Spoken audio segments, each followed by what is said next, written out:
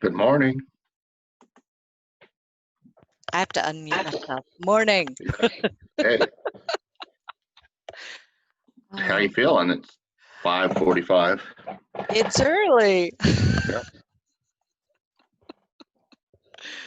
Oh, yeah, well, that'll teach me to read fine print.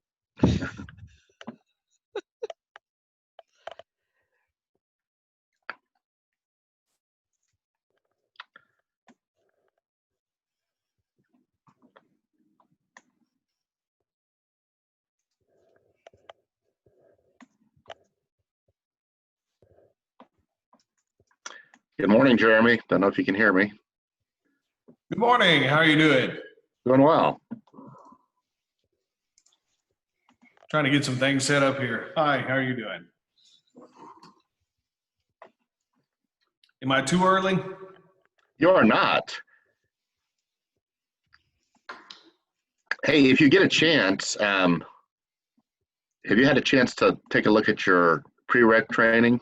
Last I looked, I didn't have it from you. I was looking at the first little bit this morning. I got in early this morning to school to see if I could go ahead and get started on some of that. So I'm cruising through some of it now. Yeah, there you go. Yeah, so see if we can knock some of that out. We'd like to get it done at least by the end of the day today. Okay, not a problem. I'll go ahead and mute you guys and I'll finish some of these up. Okay, sounds good.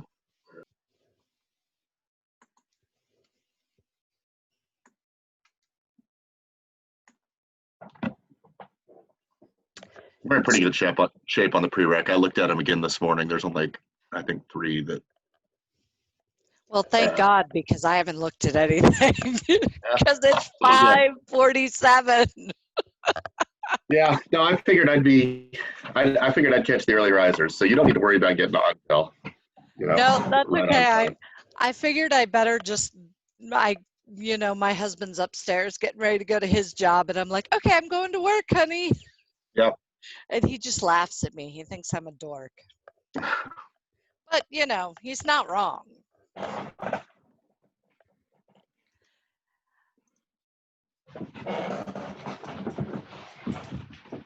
Okay. And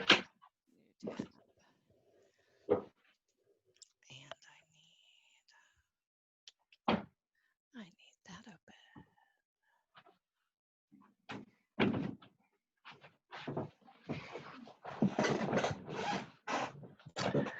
I kicked the dogs out. I have a feeling they were going to be distracting.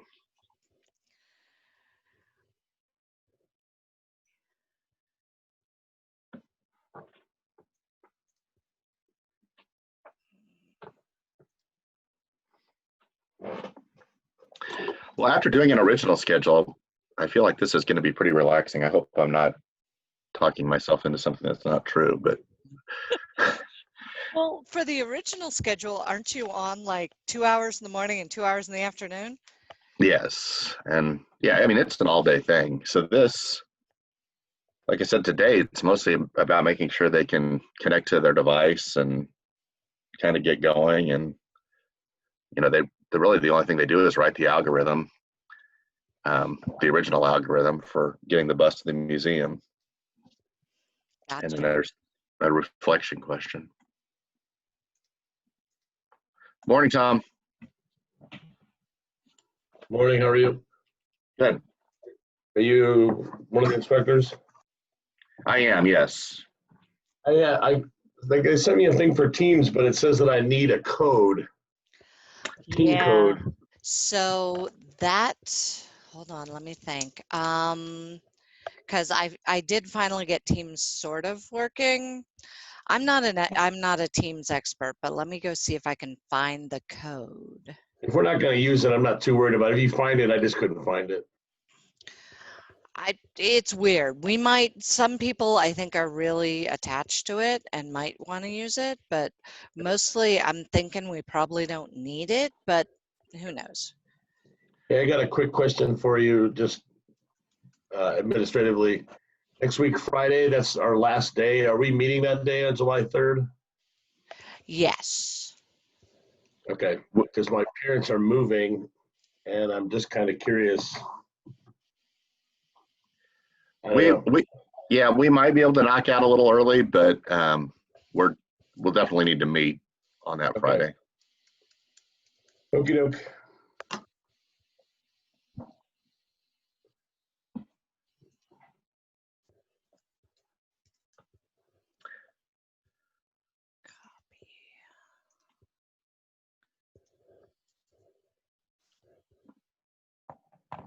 Okay, well, that at least open.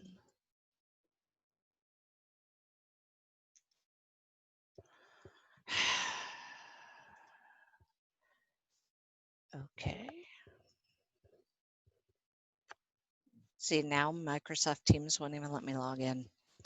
I just can't imagine that it's going to be convenient to use. We've already got Zoom up and breakout meetings. Well, it seems to me like Zoom is really the, you know. A Mac person. My district for some reason wants me on PCs for this. So I have this. I'm using my Mac right now to talk to you, but I have a ThinkPad and I've got 2 of these. I don't even know what this is. Oh shit. I forgot my question. What do I need for right now? This. Yep, for today, if you've got an Android tablet, that's great. And I would just work on my Mac if you like your Mac. Your Mac will totally do all of this stuff. Well, I think I'm going to have, this is what I'm working with the kids. Yeah. I have mine and then I've got a student one. Okay, so I would just use the one that they gave you for you to use. And then I would just use whichever computer you're most comfortable with, because they'll both work. Okay, I need to put this, and also I'm at the beach. Yeah. Nice. So I need to sign on for Wi-Fi. I would think that just pushing that button. It's not working. Okay, so you mean on your tablet? All you have to do is get frustrated. It came up now. I think I might have found it. So yeah, on your tablet, you're just going to go to your settings and set up your whatever your local Wi-Fi is. It's under connections usually. Yep, and I then found it. Thank you. Okay, no problem. I was going to say sometimes it forces, like if you haven't been on it before with that tablet, you have to go through and do the whole. Yeah, and I've not. This is like I literally did not even look at it until this second. I know I should have done it when they gave it to me, but yeah. Why do something early? Right. It's fine.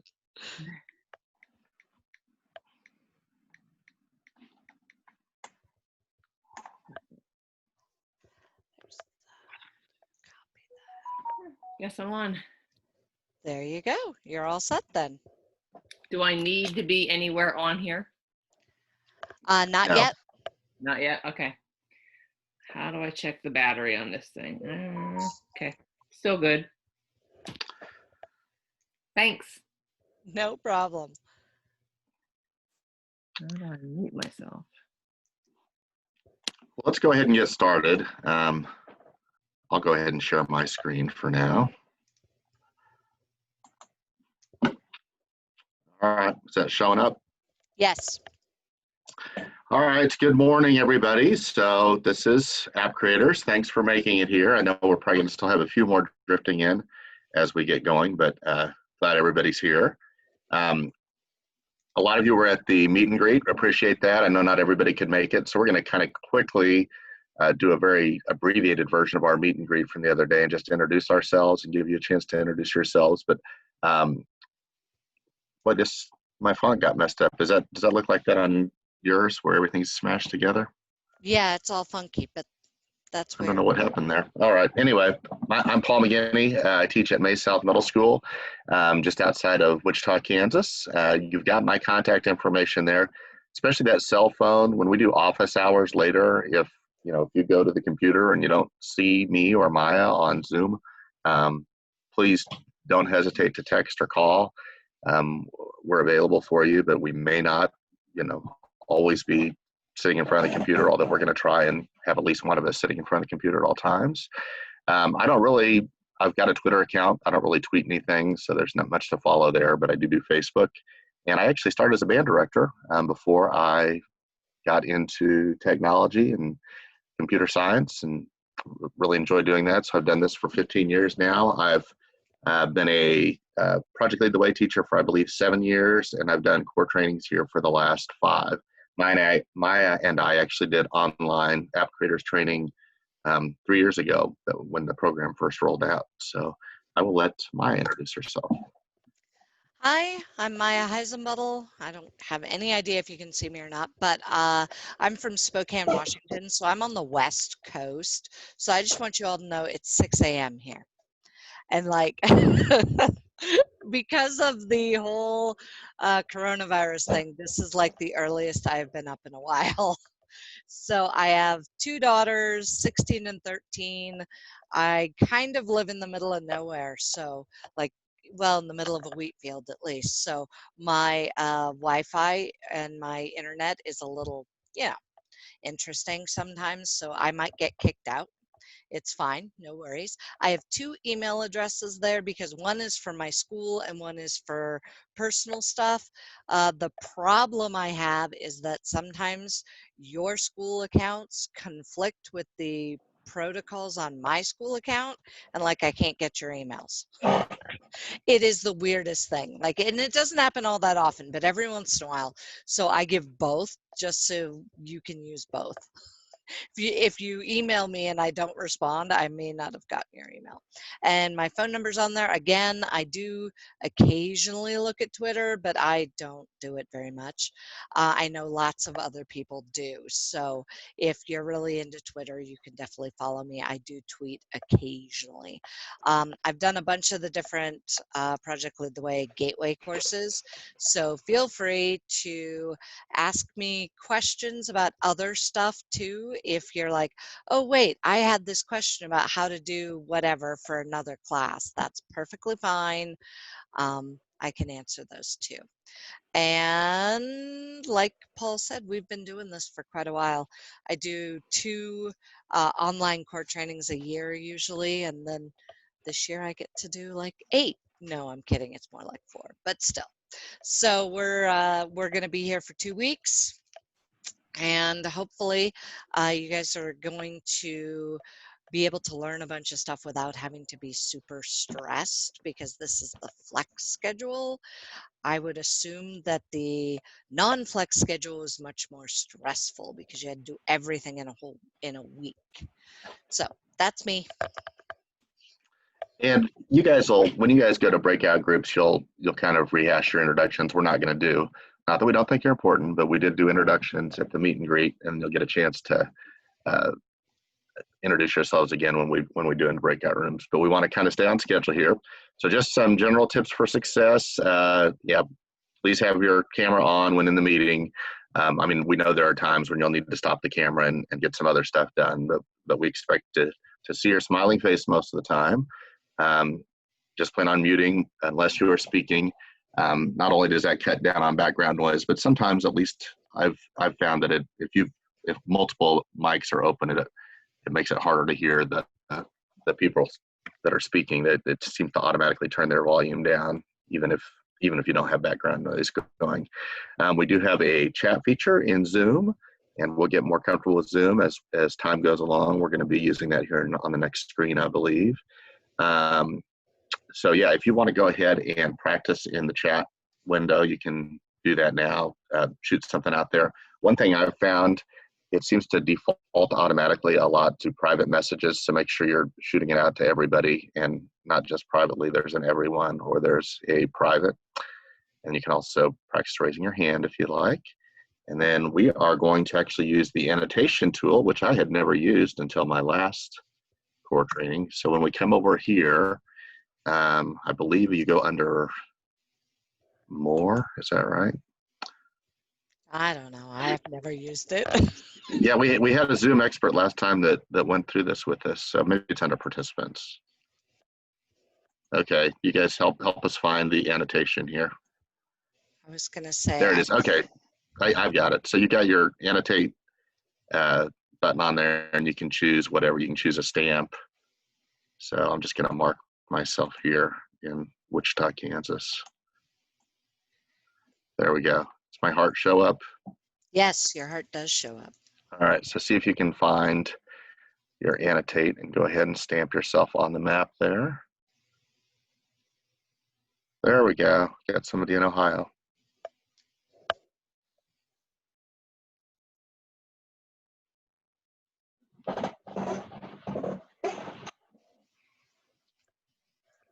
While you guys are finding that, Maya has also given you a link to a Google form there just to give us some additional information about you guys. Yes, but I forgot they can't click on it, so I'm going to go ahead and go get that. Okay. She can put that in the chat window as I well. will. I'm And still do not you- seeing the annotate thing. Where was that? yeah, I can't find it either. Oh, mine, I was looking for it, and then all of a sudden it just said annotate on my screen. So I don't know. Maybe click on participants. It's up top by annotation view is up. options. There you go. Yeah, view options. Yep.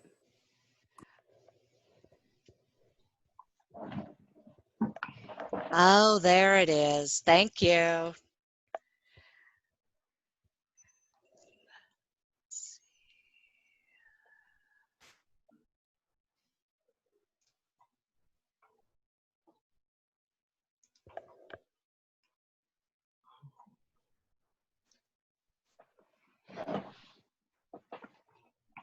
I accidentally put my heart in Canada and can't get it out. I'm really from Pennsylvania, but I am loving Canada.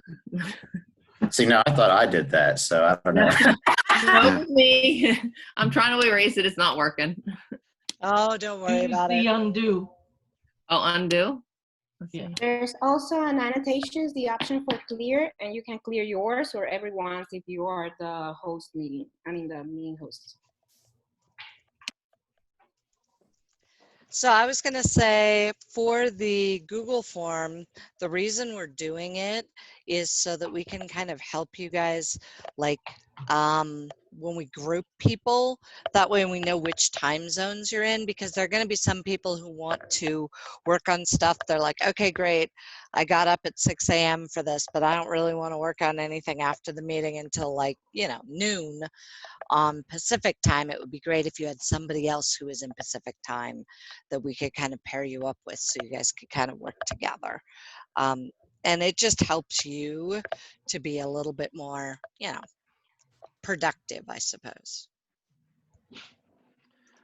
Okay, if you have not found the annotate, no big deal. I don't know if we'll actually use that beyond today, but it's kind of fun. So we're going to go ahead and go on here. Whoops, now I'm stuck in annotation mode.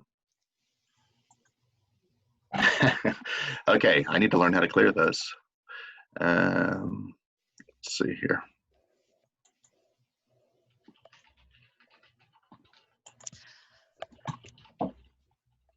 Okay, they got cleared. All right, so here's our schedule. You guys, I think, probably are already pretty comfortable with this. Sharing. Oh, did I? Yes. Sorry about that. No problem. I just wanted to let you know. Let me fix that. I guess that's one way to clear things out. All right, daily schedule here. Yeah, we'll always, this 2-hour block, it's not going to be all Maya and I all the time. Usually we have anywhere from 40 minutes to an hour of sort of some direct instruction throughout that block. And then a lot of it is breakout time in your groups. And then we have It's Your Turn, scheduled from 11 to 2.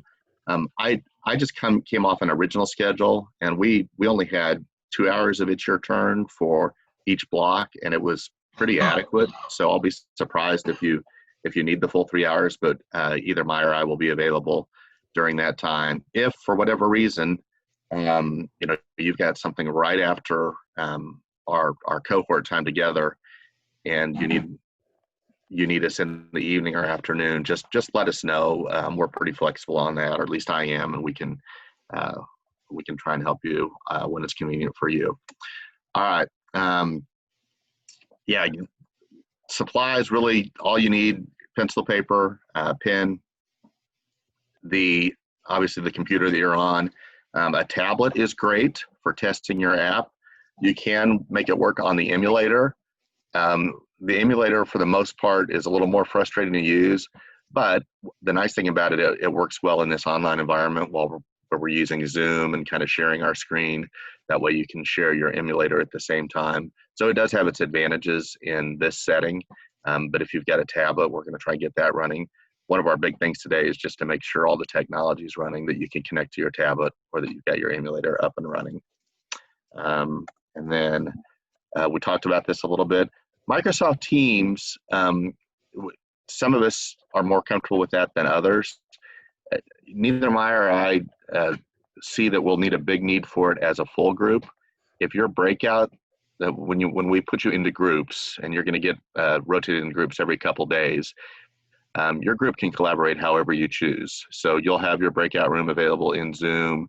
You know, you can share Google Documents. You can use Google Hangouts if you like, or Microsoft Teams, or if you're all on board with that, you can use Microsoft Teams. But we're trying not to overwhelm you with multiple systems unless they're necessary. Then, of course, MIT App Inventor, you'll need to be able to access that. Hopefully everybody has done that per the prerequisite training. There's the emulator download and install. Again, we're going to spend some time with people on that if they need help. And the companion app. So when on your device, if you go to the Google Play Store, there's actually an app that you need, MIT App Inventor Companion App. I think it's called MI2 Companion App, I believe is how it's listed on there. All right. Maya and I are here for you, not just through this training, but beyond. So as long as I've got my current email address, if you need to reach out to me anytime in the future, you're certainly welcome to do that. You're going to be leaning a lot on your peers. One of the neat things about this training is you're going to hopefully develop some relationships, and you'll have a support group built in just among your group. Like I said, we'll divide you into teams, and you guys are going to be helping each other quite a bit. We have a master teacher content support specialist. That is something new, and we'll share more information about that on the next screen.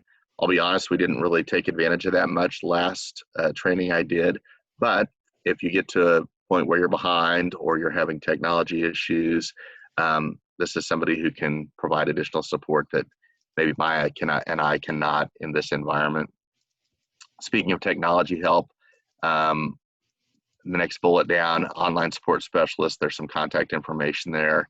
And the Solution Center, which is up there in Indianapolis at the headquarters, that's where they take care of all the, I think Barb had to deal with them when she was getting enrolled and re-enrolled in the class. That's where they do all the nuts and bolts of this.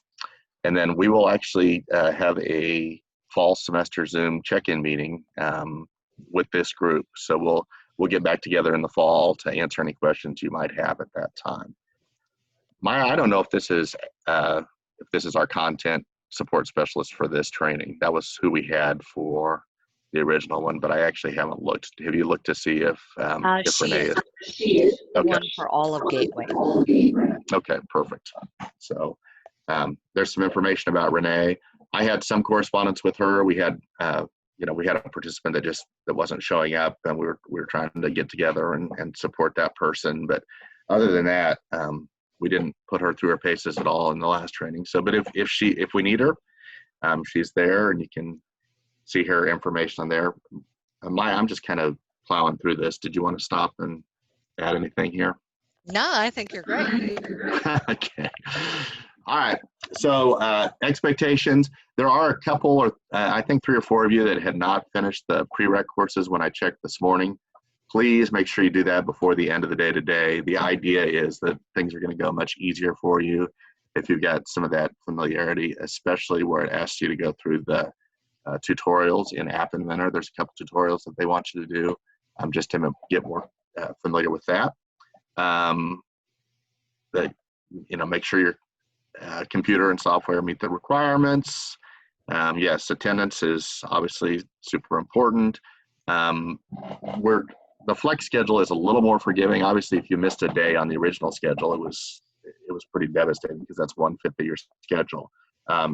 If something comes up, the key here is communication, but obviously we want you here as much as possible. If we get into a situation where we miss multiple sessions, we'll have to have a discussion. All right. Yep, be here on time, ready to go. There's a submission form every day for each block. They have really scaled back what you have to complete. So I don't think you're going to get too stressed about submissions. We're going to go into the process for submitting your work each day, but for the most part, there's just one or two things that are required, and there's usually an optional reflection question. Those do help us. So even though they're not required, if there's specific things you want to talk about and there are questions, those help guide Maya and I on our instruction. And there's some other things that you can do to help sort of guide where we go with you on the class. Yeah, we've already talked about the office hours, etc. Maya, take over here. I'm tired of talking.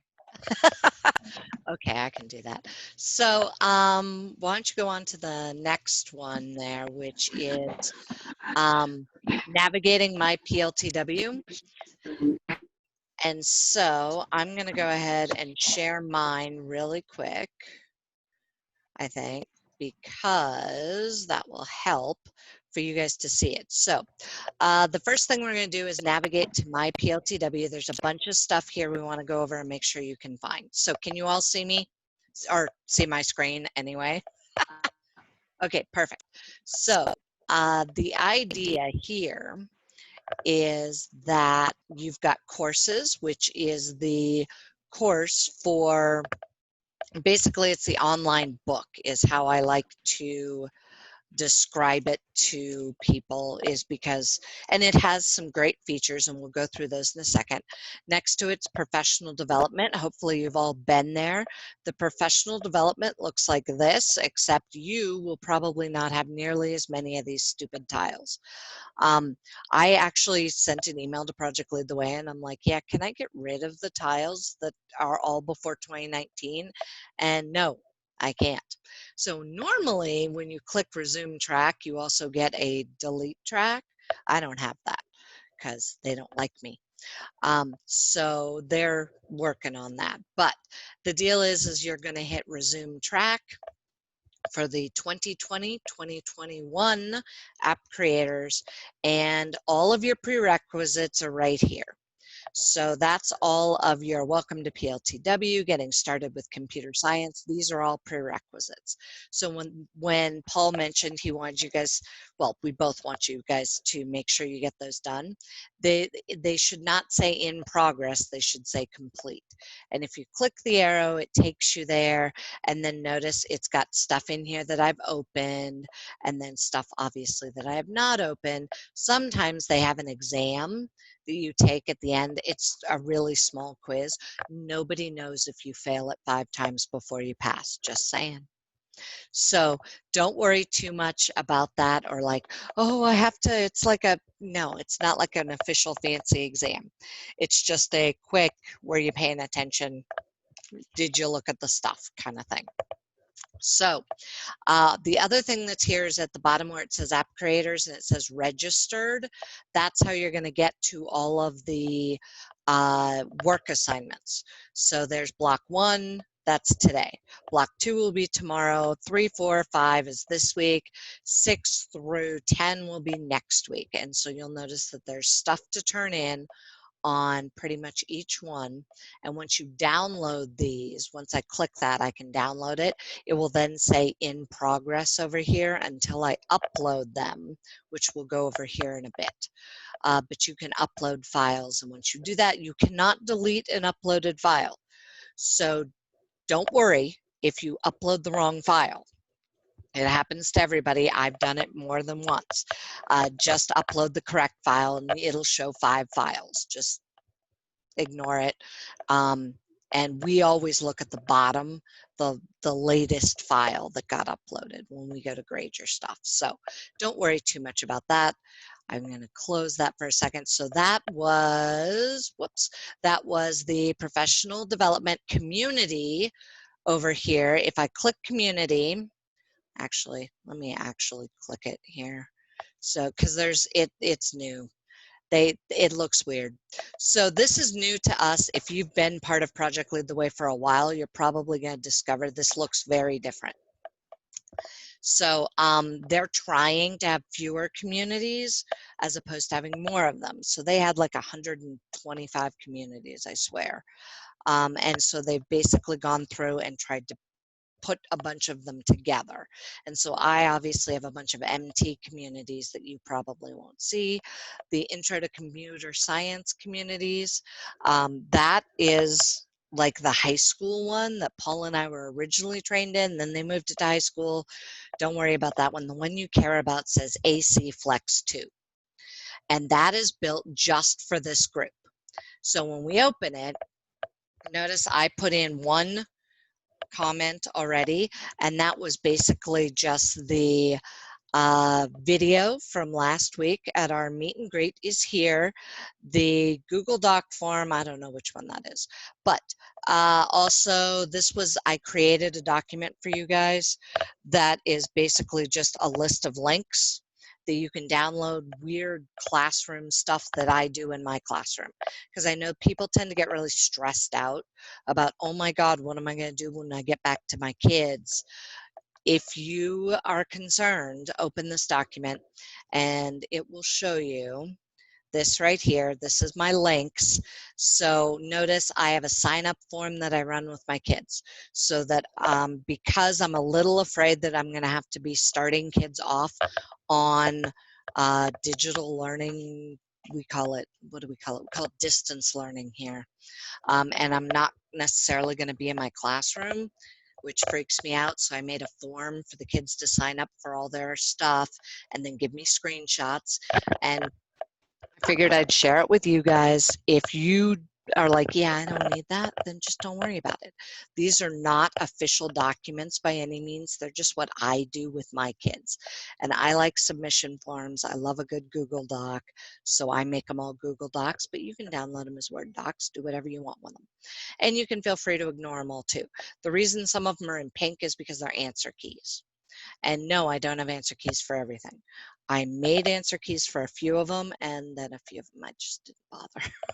So, you know, you take what you get. There's a couple of quizzes in there and other computer science careers activity that I did a while ago. There's a couple of extra projects that I've done with kids, like a basic countdown timer that I run separate from the Project Lead the Way curriculum. So no worries whatsoever if you aren't interested in any of that. Don't worry about it. So where's the link for the doc was the question. That is in our community. So I went to my PLTW, I went to community, which got me here. And then I went to AC Flex 2, which got me here. And so there's that link for that document. You're welcome to use it. There's the Google Doc for last week's presentation from the meet and greet, and the video from the meet and greet is also there. So that's what's currently in community. I think we have an assignment for you guys to do here in community in just a bit. So I'm just going to kind of, now that I've jumped ahead, I'm actually going to follow the rules now. We're going to go take a look at courses and lesson 1. The notebook tool, we're going to take a look at 1.1. We're going to talk about emulators, USB cords, AI companions, and then we're going to have you guys go to breakout rooms here in a bit. And we're just, it's going to be fast, like 10 minutes, have you look through 1.1 together.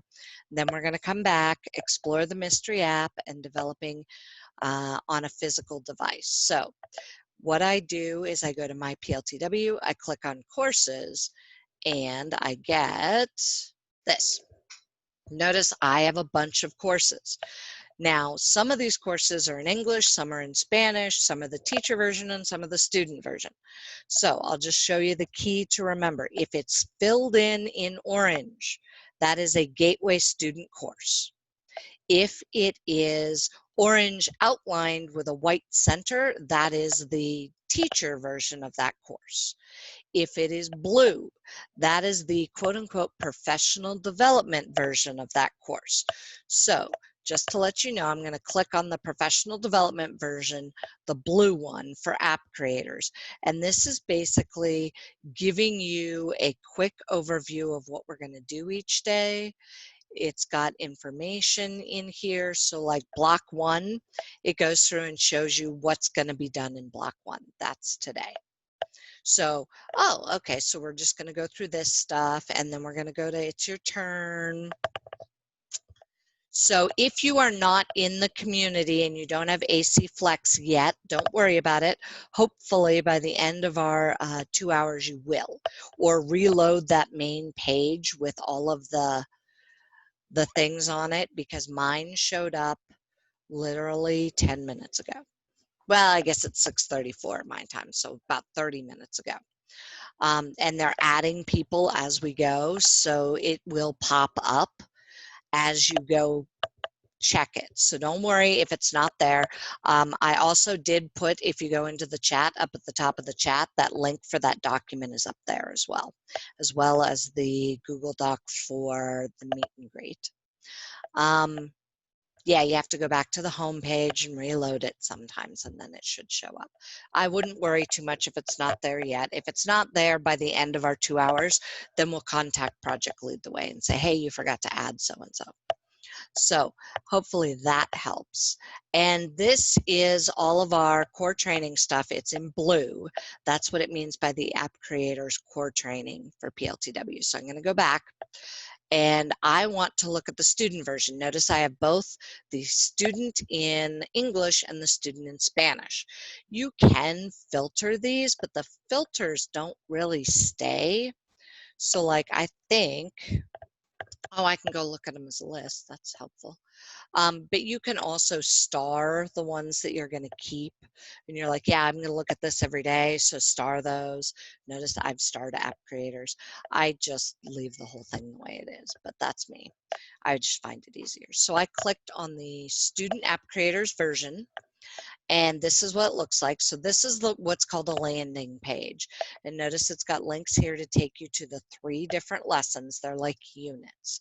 There's essential questions for each lesson. You can also access all of that over here on the side where it says lesson 1, lesson 2, and 3. I usually use the sorting on the side, but this whole thing is powered by Inkling. So this is essentially an online book. So whatever you put here stays here, and it's for you. No one's coming in and checking your account. You can't send anybody anything, nothing like that. This is just the student version of a book. So I like to picture it as those old-fashioned teacher and student versions of like a science book. It's very similar to that. So on the landing page, you've got general resources. There's some stuff in here that you're probably going to want. And sometimes you want your kids to download it.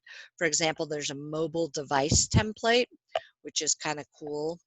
And you have to download it because everything will show up as a Word doc or a PDF if it's downloadable. And if I open it, assuming my Word works, which it's taking forever, but what it is it's pictures of the, there it is, of the screen. So this is really helpful if you're going to have kids physically draw out a plan for an app before they start. And I like to have my kids draw stuff before they start because I find I have to go around and answer fewer questions that way, but that's me. So that one's pretty useful. And again, that's on the general student resources. There's a flowchart infographic, basically reminding them how flowcharts work, paired programming poster, design process, and there's that mobile device template. That's all under general student resources. App Inventor features, it actually lists if you want to figure out where did they introduce the properties pane, that's in activity 1.1. Where did they introduce the if else if block, that's in activity 1.6. So it's kind of a good help to be able to go through and find things. Notice I have this little guy here. That's because I at some point made some sort of a comment on that. So you can highlight things and you can unhighlight things right there, remove highlight. You can also add notes to things, although mine currently doesn't want to work. But that we'll get into that here in a second too. There's a copyright notice, privacy statement. Basically, you can't share any of this stuff on the internet for people who haven't been trained. Creative Commons notice, similar to the privacy policy. It's fine. Lesson 1. So I just clicked on lesson 1 and it opened that whole list over here. And there's activity 1.1, the app revolution. And so this is lesson 1, activity 1. So if everybody can find their way there, I'll give you a second or two if you need it to get to there, because notice I have like 9 million tabs open. Yeah, you're going to get used to that. So the tabs that I force my kids to have open every single day, they have to have my PLTW open in one tab. They have to have whatever my LMS is, whether it's Google Classroom or Canvas, open in a tab. And they have to have the Google Doc or Google presentation that we're using for that day open in a third tab. Sometimes I have, and then they have to have MIT App Inventor open in a fourth tab. So I make my kids do that every day. I'm like, where are your tabs? So that they get used to the idea they have to have a million things open. So we kind of looked at the student course a little. I'm actually going to back up, go back to courses, and we're going to take a look at the teacher course. How do you work if I'm sharing my screen? So what I would do if I were you is you can have this open. If you click on your Zoom window and hit escape, it will go out of full screen mode. And then you can have your, I don't know, mine's a Chrome window, but you can have Chrome or Firefox or DuckDuckGo or whatever you use for a browser open on another screen. I have multiple screens going, and then I just toggle back and forth. So hopefully that helps. Yeah, you just hit escape, and that way you should see me and what I'm presenting smaller, so you can actually get to stuff in the background. And there's courses. So we're going to go to the teacher course for app creators now. So notice app creators student, Spanish, app creators core training. There's teachers. They also have teachers in Spanish. So if you prefer to read in Spanish, you can definitely click that one. I am an English reader, mostly because I don't know Spanish. So I do have multiple kids, however, who use the Spanish version and find it really helpful. So in the teacher version, you're going to see that it's set up very similar to the student version. So if I scroll down, I have course resources, all those same kinds of things, and there's a setup guide for setting everything up. For App Inventor, troubleshooting guide, design process, pair programming infographic. If I keep scrolling, I get all of that same information plus a unit prep outline kind of thing, where it kind of goes through and gives you a little bit how the unit should be facilitated. General APB preparation. APB stands for activity, project, problem based. So Alt-Tab is a keyboard shortcut to toggle between open windows. Excellent idea. I don't have an Alt on my because I have a Mac, but I have a toggle button. It's on the F3 for my Mac. I know, it's weird to move back and forth between multiple things, but you'll get used to it. PLTW notebooks. So this is a thing. Some people like kids to keep a notebook digitally. Personally, I have, oh, sorry, that was my tablet. I use a composition book as a notebook for my students.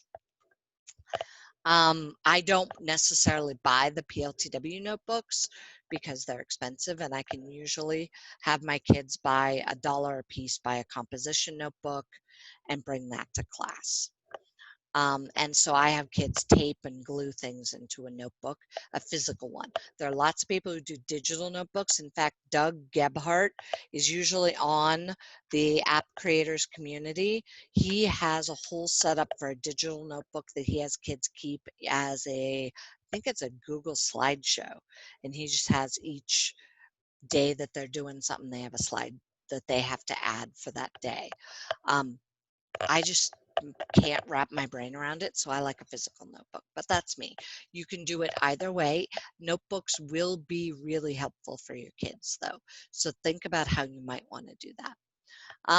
Then there's community forums. It kind of explains all that. So all of that is here under general preparation and considerations. If you go down to App Inventor features, you have that same list that you had in the student version. Under that, you have assessments. There are 3 assessments, one for after lesson 1, one for after lesson 2, and one for the end of the unit, and there are answer keys provided for you.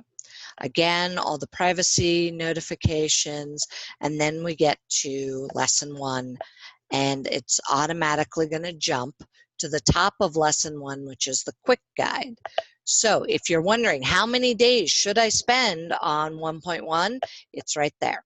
It's under lesson 1 quick guide. They give you a good, I don't know, estimate is the best way I could word that, for time that you will probably spend on those activities. I don't spend 2 days on 1.1, and the reason is because I usually spend 3, because it's them getting used to MIT App Inventor and all that kind of stuff. And many of you already did when you did your prerequisites. So it's kind of going to be a little old hat for you today, because you're going to be like, yeah, I've done this. But when you do it for the first time with kids, sometimes it takes longer. If your kids have already had computer science stuff, or they've already done something with App Inventor, you may be able to whip through it in a day. But just keep in mind, these are good estimates, and I'd say they're fairly accurate. So like build the body 5 days, I'd say that's an accurate estimate. It may take you longer the first time you do it. It may take you less time the first time you teach it. It's, you kind of can figure out your own, but this gives you an idea of how to plan. You may discover that instead of 4 days on game time, it actually took you 8, because you had an assembly in there. You had a, parent-teacher conferences, so you had half days and whatever. So obviously these aren't guarantees, but they are a good sort of to get you started. And so that's in the quick guide. And if I I could scroll, jump in for just a second, Maya. So, and if you already covered this, I apologize, or maybe we're getting to it later, but the overall class should take 45 days of 45 minutes each is what it's designed for. I think if you've taught Project Lead the Way before, you know that some classes are maybe a little more robust in terms of filling that time period than others. I think this has got plenty of material. Most teachers I know do not get through the entire class, so it's kind of a good problem to have. You probably have more material than you'll actually be able to get through, but it's theoretically it's designed for 45 days, 45 minutes each. exactly correct. I would say in 9 weeks, I do all of lesson 1. I can do all of lesson 1 and part of lesson 2 in a semester. And then if I had them for a whole year, I would be able to get through the whole thing and then add stuff. But your school can offer it however you want. If you're offering it in a 9-week course, you might get through 1.6 or 1.7 the first time you teach it. That's fine. You get to where you get. The thing that's nice is that you can always jump to the end project, which is the kids building their own fancy, well, fancy-ish app. At the end, they take all the skills you've taught them and they build their own app. And you can stop anywhere along the list and just be like, hey, we didn't get to 2.5, so you're not using anything we learned there because we didn't get that far. And so it's a nice way to end the unit, is to have them building their own thing. So there's for 1.1, and then here is the teacher resources for 1.1. I don't know about you, but I often have to have, at the current job I'm at, they don't come around and check for learning targets on your whiteboard every day. The job I had before at a different school, different district, they would actually, the principal would come around and check them off randomly. And she'd probably come into your room once or twice a week and make sure you had your learning targets posted. So, you know, they give them to you. They're right there. Learning objectives. That's what I used as my learning targets. Key knowledge and skills. I use these as my standards because they're different in every state for technology standards. If your state has technology standards, you could use those. My state has them but doesn't use them, which is interesting. But I would just use these when they ask me, well, what standards are you teaching to? And I'm like, oh, I'm teaching to KS 34A2, which looks super official, and then describe the importance of protecting personal information. Notice when I highlight stuff, I can have a choice of leaving that highlight there or adding a note. This is for Thursday. So I just highlighted it, clicked add a note, typed a note, and hit save. Now that note does not go anywhere. It is just for me. So when I click on that again, it brings up the note. And then I can say, nope, I want to delete that. Yes, I'm sure. And it goes away. So your kids will also be able to highlight and put notes all over their document. My kids love to send, they put notes in there and they put obnoxious stuff thinking that I'm going to see it. I just walk by and go, oh, that's ridiculous, but I'm not going to ever see that because their book does not connect to your book. They're like separate books on a bookshelf. So whatever they do over in their student version, you don't see. And what you do in your teacher version, they don't see. So it's kind of just for you personally. And I don't tend to make a lot of notes here. Instead, I keep a physical notebook and write, skip this next time, or try this, and things like that. They're notes to me. Then there's a list of resources. Notice there's a teacher download. The TR means teacher resource. For each of the activities we do, it's essentially an answer key. Now keep in mind, they're not always correct.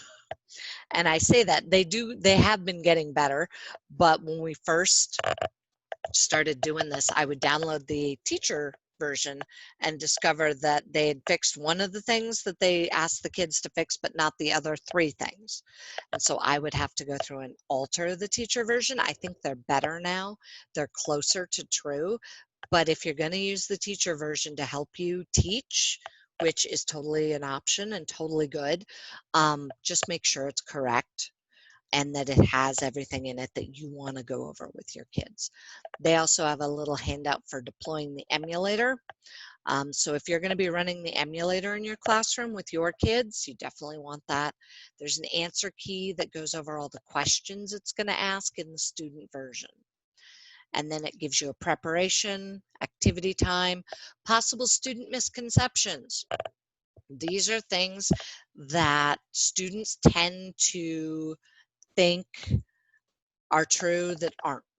So for one thing, computer science are geniuses and not everyone can become a computer scientist. The reality is anybody can become a computer scientist. And they often, you'll be like, yeah, every kid should know that, except I gotta tell you, my kids don't. They all think computer science is for really smart people or people who sit alone in a dark basement at their mom's house for the rest of their life. They don't think it's for them.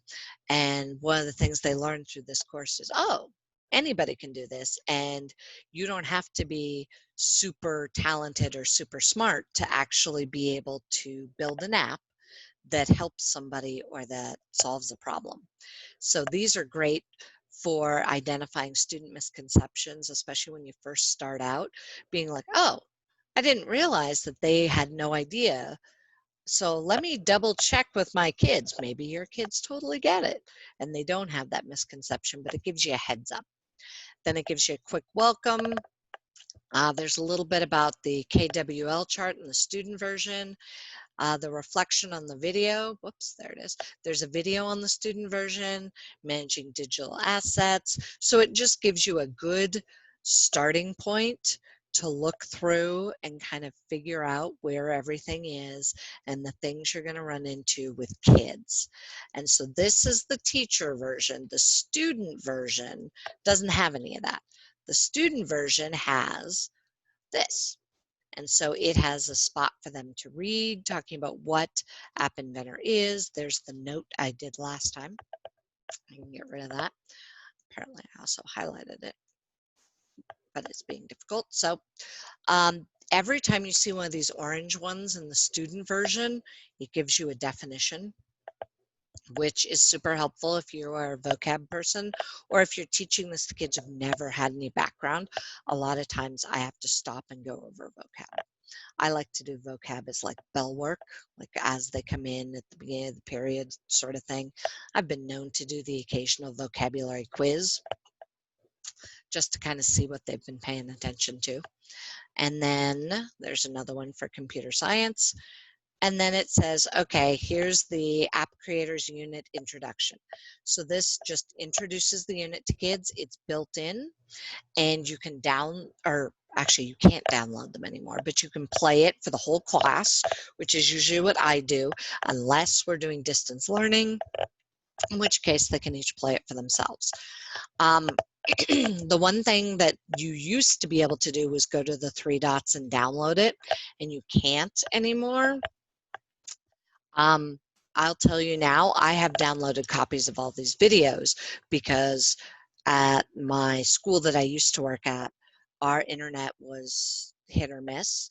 And so I downloaded all of the videos to make sure that I could play them, because while I might be able to get to my PLTW, I couldn't always play a video and have it actually not be all stuttery and weird. So I downloaded them all, and I will give you that link to those downloaded files. I'm writing myself a note because you can't download them anymore, and I asked about that, and that's an Inkling because they run all of it, and Inkling has decided they don't want you downloading the videos anymore because they don't want people posting them on YouTube basically and stuff like that. It's a infringement of copyright, so they just said, nope, you can't download them anymore. But it is useful to have them if you have dodgy internet the way I do. And then it goes through and it starts the kids off with their activity.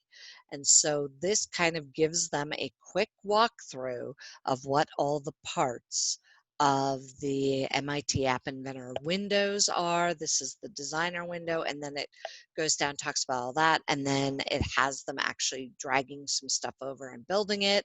And then to the blocks window, again, it goes through. This is interactive. They can click on the little eyes and it tells them what all the parts are. And again, it has them drag over some parts and try some things. So I believe that's what we are going to have you do here in a minute in your breakout rooms, is go through and test out MIT App Inventor, look at 1.1 and see what you would do with your kids to do it. The other thing we need to talk about is USB and AI companion connection types. So I went to MIT App Inventor, hit Create Apps. This is the app that I currently have showing up. And so to connect it to my tablet, I have multiple options. The first option, sorry, which by far is the easiest, is the AI Companion app. And so what I do is I have my tablet, I click on the MIT AI2 Companion app on my tablet and get it up and running. And it comes up with this screen that says connect with code or scan QR code. Looks like that. And I just go AI Companion, and assuming I get the thing open, I scan the QR code. And it takes it a minute because it's uploading. So it's giving you a bar because it's uploading images, it's uploading sound files, it's uploading code. And then that, whoops, if you don't close it, shows up on your tablet. Of course, mine is being super obnoxious right now because I hit the wrong button. But it will show up on your tablet, and then you can test it. Now, the other option is if you have the AI Starter installed, I can also go to the emulator, and it says it takes a minute or two. The AI starter is on.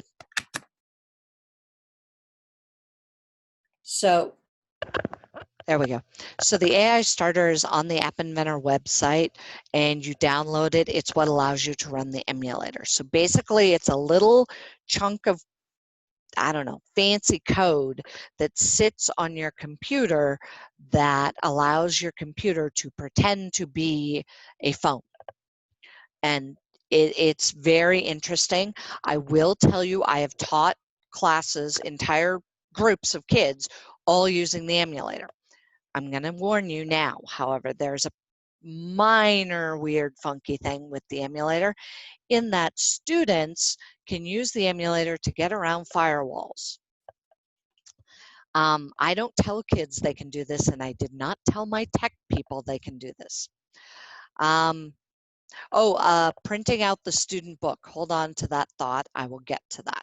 So there's the emulator, and it just shows you what's on here. So I can basically go through and say hi. See if it'll do it. Apparently my sound is off, so let's go make sure my sound is all the way up. And it says hi, and I'm here, and click, and change that to I'm here. I can do this, I can do all sorts of stuff. So see if it'll do it. Anyway, it's supposed to talk to you, but apparently I don't have it working correctly. But you get the idea. You can basically pretend to be a phone and type all sorts of stuff in there and then click on it as if it were a phone. Yes, you can click on the home screen on the fake phone and go back over here and launch it again. This is how kids get around a firewall, is because they'll come over here and then they'll go down to over here and they'll bring up a web search ability. This completely moves them around a firewall, just so you know. I just tell my kids that they're not allowed to click on anything that is an MIT App Inventor. And I'll tell you, I've only had, in the years I've been doing this, a couple of kids who figured out that they can get around the firewall. And that's how I figured out that it was humanly possible. But that's the emulator. And so the other option is to, I'm going to reset my connection, is to go through and use the USB. So you also have to have the AI starter installed to run USB. So what I'm going to do is plug in my tablet to my computer. There it goes, it's plugged in. And then I should be able to say, run it with USB. You have to change some settings on your tablet to allow USB debugging. Yeah, it doesn't like me right now. So I probably have to mess with my settings again. Every time you do an update, you will also have to go back in and turn your settings back on, and so on, to get your USB to work. I find the USB to be pretty stable once you get it working, but you do have to change some settings on your tablet to get your developer options open. And then after you get developer options open, you have to go through and turn on the USB debugging. And sometimes you have to restart your tablet the first time to make sure that it works, and all sorts of fun and interesting things like that. So hopefully you can connect in some way. It still won't see it. Okay, fine, be it that way. So hopefully you can connect in some way to your tablet. We're going to have you guys try that out in the breakout rooms. And the question was, can you print out the student version? So for example, there's student version. Notice there's a print right up here in the corner. If I click that, it comes up and it will print or give me a PDF of the whole thing that I could hand out to students if my internet went down. And you can do it activity by activity, but they don't have it set any longer for you to be able to download the entire thing. You have to do it activity by activity now.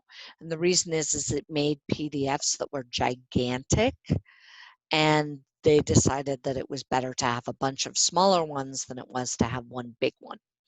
And so each lesson now, each activity, you can click on the print option and print the whole activity.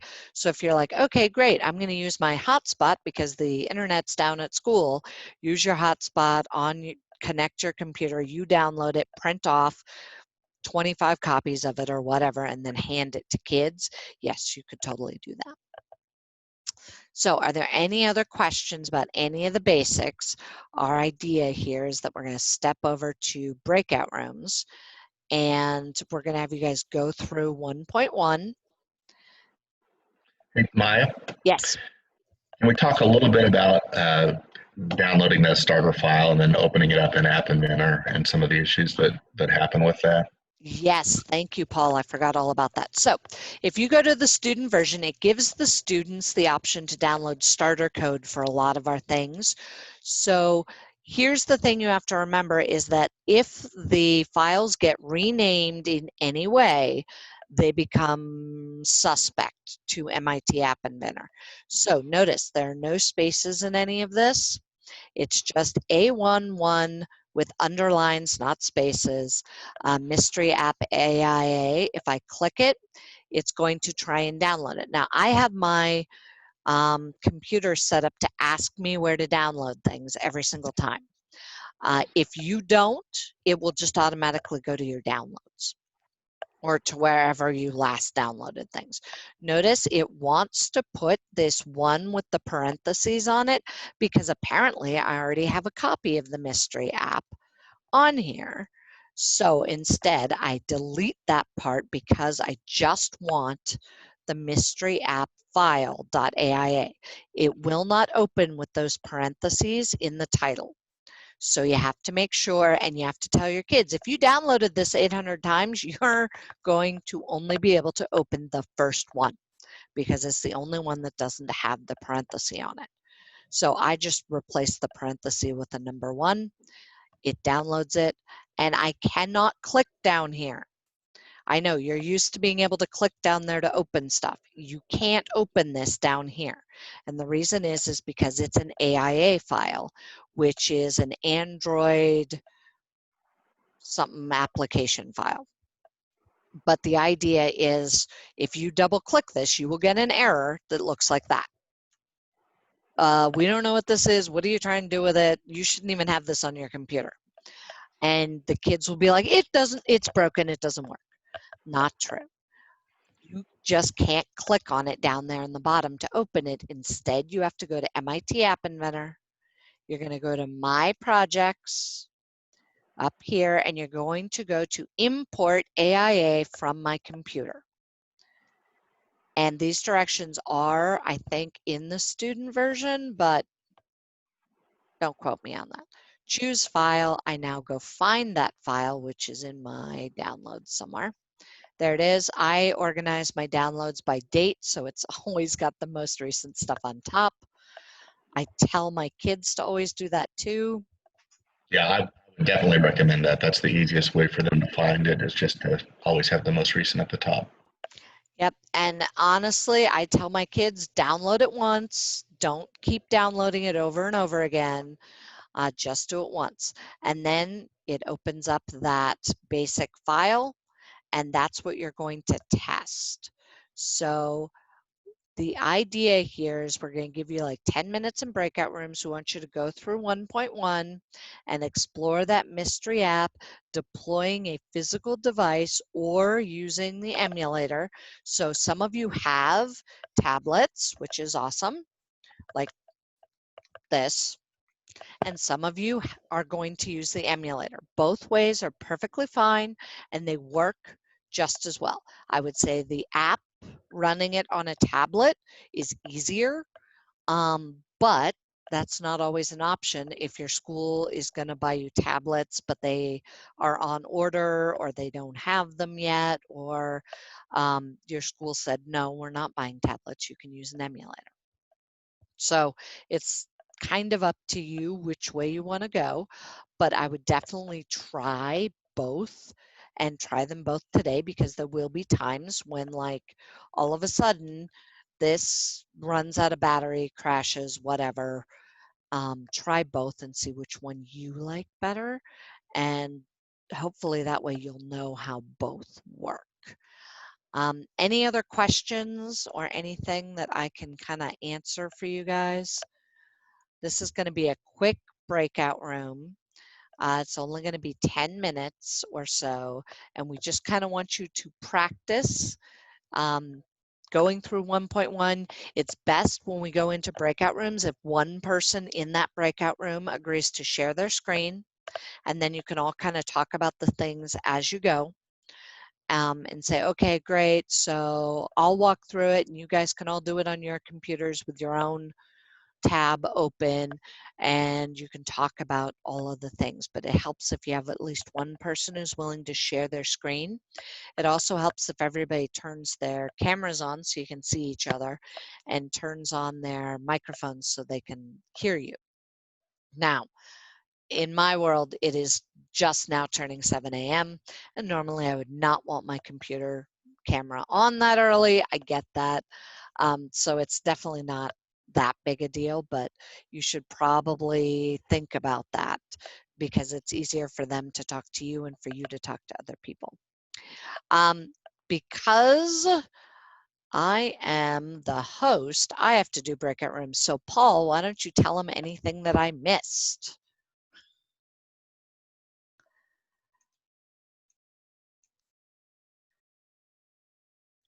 Paul's not talking, so I'm guessing I didn't miss anything. Sorry, I was on mute. I apologize. Oh, there you go. Yeah, we're gonna send you into breakout rooms of 3 or 4. When you get to your room, if you don't mind, pay attention to what room you're in, because what happens is if you get kicked out, we need to get you back into that group. So if you can just pay attention to your room number. I'm gonna try and quickly record what room numbers you're in after we split you up.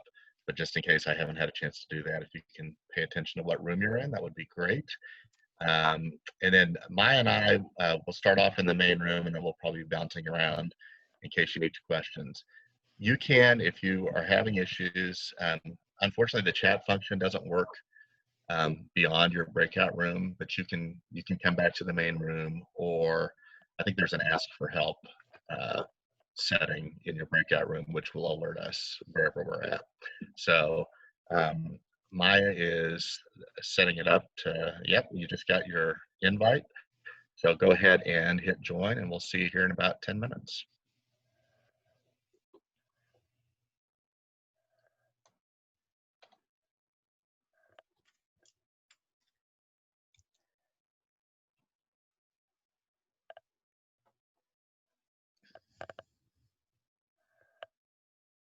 I got kicked earlier. Did I disappear for a while?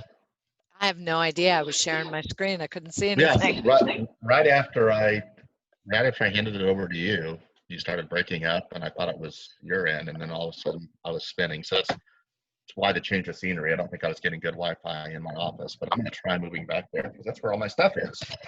There you go. But yeah, we just did groups of 3 and 4, and it seemed to work really well. Are you good with that? Yep, that sounds perfect. That's what I put everybody in. So.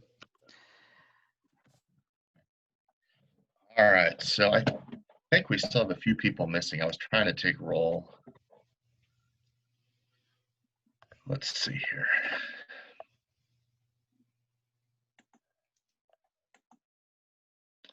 All right, did you see Michelle Lucero? No, and I'm just double checking now, but no, I don't see her. How about Kayla Gedkin? Kayla. Yes, I have Kayla Goodkin. Yes. Okay, I thought I saw her, but I didn't have her marked. Adam Turpin, is he here? I have an Adam, but I don't know which Adam it is because we have two. Okay. And let's make sure. Yeah, I only have one Adam. And we do have two, yeah, Adam Reynolds and Adam Turpin. Yeah, I don't know which Adam is here. We'll have to go in and ask him. Okay. So I may need to take that off. And then there's, do you know who that is that has the screen name that doesn't match a name? I sent her a private message, but she never answered. That might be Michelle. Oh, the tight. Yeah, right. Huh. I was going to say, I thought that was. I'm wrong. I don't know who that is either. But we can go check. All right. Looks like I'm assigned to two. I'm going to start there. So I'll start at the top. Okay, I'll start at the bottom. Thanks. See ya. Yeah. Line. And yeah, you should have all this. Hey, Maya. Hey, how's it going? We're just trying to figure things out. Just getting started. Nope, that's good. Any questions I can answer so far? I have a question. Sure. So when I signed up for my Project Leadway, the account months ago, it says you sign in as teacher or student. Well, at that point, I didn't know what I should sign in for because in this case for this, I am a student. So that's what I signed in with, to be a student. So when you were showing all those things, I didn't see any of them. So go ahead when you go to log in to my PLTW. Does it automatically log you in now? I'm trying again. I'm trying on this. I tried logging in on my laptop that I'm talking on. So I'm not in yet. Okay, because I was going to say usually what will work is if you, on your computer, you get rid of remembered passwords, then it will force you to log in again, and then you can just click I'm a teacher. So for example. And then do I have to create a new password? No, it will just remember. It should already know that you are who you are. So it should be fine. Let me show you what I mean here. So when I come in here, if I go up to my PLTW, it should pop me back to the main page. Of course it didn't because. All right, it came up as invalid page when I. There it goes. So when you get here, you see student up here instead of educator? I don't remember. I don't remember what I saw there. Now it's telling me invalid page. Okay. I'm in my PLW. Okay. But you're on your tablet, so it might be that. It says up here, it says knowledge-based login. It doesn't say anything, educator or anything. And then down here, it says login or I am a student. Okay, so what you want to do is click login because the login is for educator. And then you put in your email and password that you gave PLTW to sign up for the course. Yeah, that's what I did. But make sure you hit login, not I'm a student. Yeah. And it should pop you into the teacher version. Now it's saying, how can we help? Okay, so I would try this on the computer and not the tablet. Just because I think your computer will be a little more reliable. All right.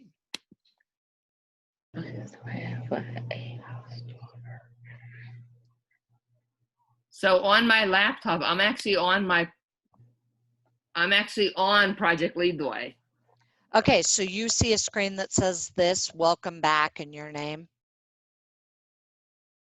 Well, no, now I'm looking at the library, I see the books. Oh, okay, then you're in the teacher version. Okay. So you went to courses and you should see a teacher course for this. Yes. Then you are in the teacher version, you're all set. But I didn't see the things that you were showing.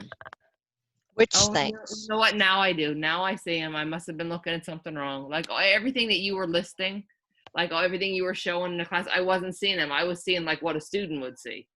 Now, I must have been on the wrong something or other. I don't know. Well, they're two different tiles, and so sometimes we switch back and forth from teacher to student, and I'm just used to doing it really quickly. I'll try and slow down here for you too. Okay, I have one more question and then I'll stop talking. No. Can I be logged on my laptop and on this? Might that be the problem why this isn't working? Can I be logged on more than one place? Yes, you can be logged in more than one place. My guess is that on your tablet, you have to say mypltw.org and not pltw.org. I was going to try and do it on my tablet and see if maybe there's a weird thing with the tablet. My PLW login? No, it should be my.pltw.org. pltw.org.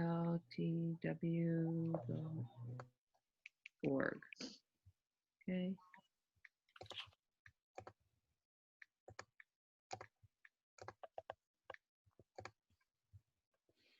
Oh, And now it says educator. Yep, now you're set. Yeah, my guess would be you probably put pltw.org, which takes you to a completely different site. It's still pltw, but it's set up for like admin and stuff. Okay. And so their login is different than this login. Okay. I'm sorry for taking so much time. What were we supposed to be doing now? So what we want you to do is take a look at 1.1 on the Inkling site and kind of go through it and make sure that things make sense where stuff is. You've probably already opened MIT App Inventor because that was a big part of the readiness training.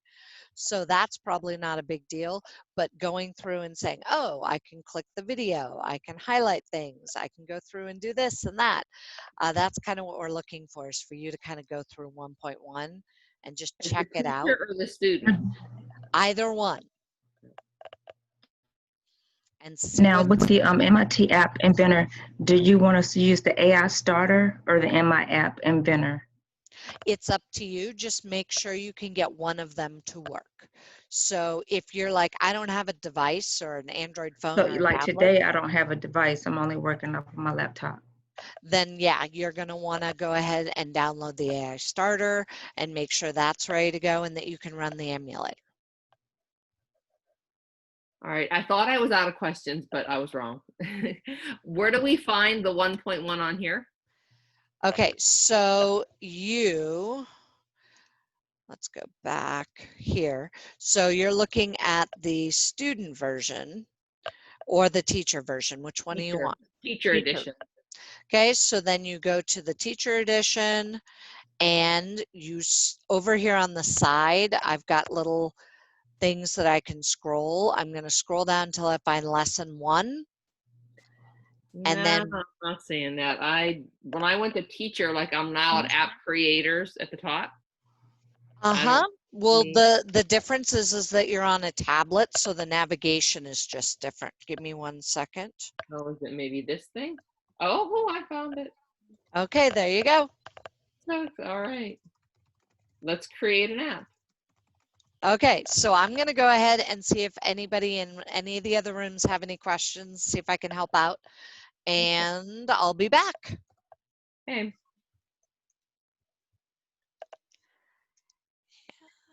Okay.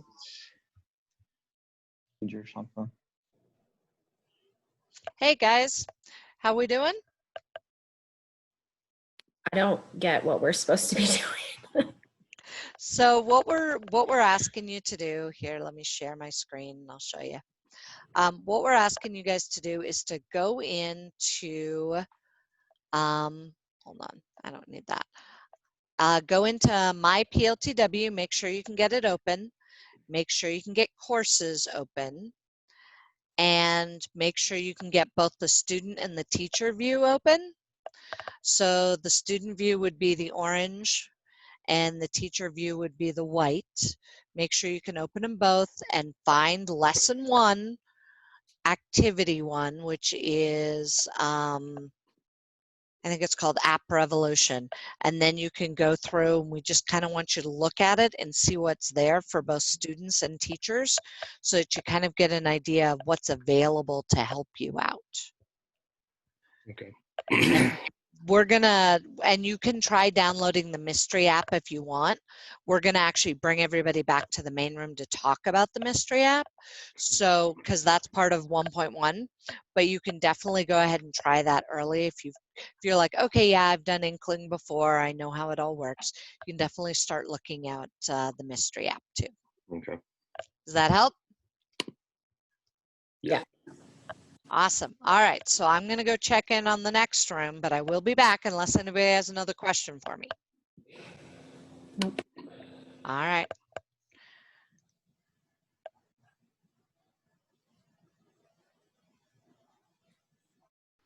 Hello in this one.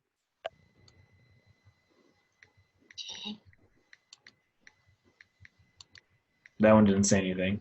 But they displayed it on the bottom. Yeah, display on the bottom, so click me too. So one does the talking and one just displays it. Mm-hmm. Okay. And then I'm not sure what the point of the green. Oh, they changed the color of the wording.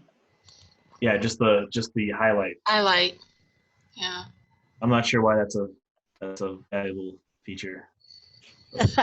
Well, believe it or not, it's not a valuable feature, but it's something that your kids will be like, oh, wow, I can change text with with just a checkbox. And it's just the idea of getting it to work. So did you guys get through, whoops, that's my timer. Did you guys get through and look at courses? Everybody can get there. Everybody can connect either a real device or the emulator. Right. Yeah. Right. Awesome. Then you guys should be in good shape. And I am going to go check on one last room, and then we're probably going to be done. Maya, one question for you. Sure. I was kind of talking to the group here. You know, we have the 2 hours with you guys as the master teachers from, you know, different time zones for the first 2 hours. Then we have 2 hours, it's called the cohort time, right? Mm-hmm.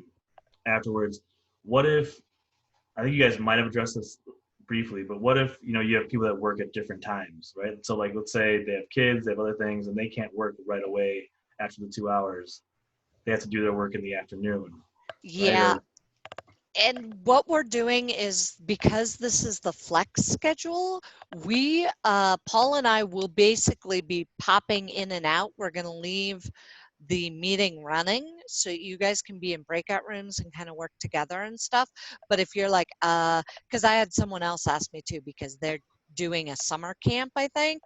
And so they're like, yeah, no, I can do from 9 to 11, but then after 11, I need to go to my summer camp, and then I'm going to come home and do my homework later that night, which is fine. That's your time, and you can choose to use it how you want. The requirement is just the 2 hours with Paul and I, and then it's expected that you're using your time your way after that. Does that make sense? Okay, I guess my concern there was like, because, you know, doing the prereqs is like, there's pieces where it seems like you have to be partnered up with somebody. Somebody's the navigator, somebody's the builder. So, you know, people are working at different times. Yes, and so normally we would, if we were face-to-face, have you partner up with somebody else in the room and work through stuff as driver and navigator, because that's really useful, and it's really important to be able to do that with your kids. However, because this is essentially the way it is, we're kind of playing it by ear. And so I'll double check with Paul and see what they did on their last one, because this is the first one I've done this summer. But I think after the 2 hours, you guys are free to go on to how hard it would be to get your kids going without a face-to-face. So it would not be ideal, I will give you that. But while it's not ideal, it is possible. And that's why on that form that I well, that document that I had all those links, one of them is a Google form where I'm having kids sign up for accounts. So to get your kids into My PLTW, you have to roster them. And I know this is freaking out a couple of people. So 1 second here. So to roster your kids is pretty easy. I know it's not on our agenda for today, but I also think that you guys might benefit from this. So would you quit? It's being difficult, really. All right, so back to My PLTW's main page. There's a spot at the top where it says My Sites, and that's where you can go in and it shows you all the sites for my district here anyway. Although my scrolling isn't working, there it is. And so I go to my site, and as soon as it loads, it'll probably say I have no classes. But what you have to do is roster your kiddos.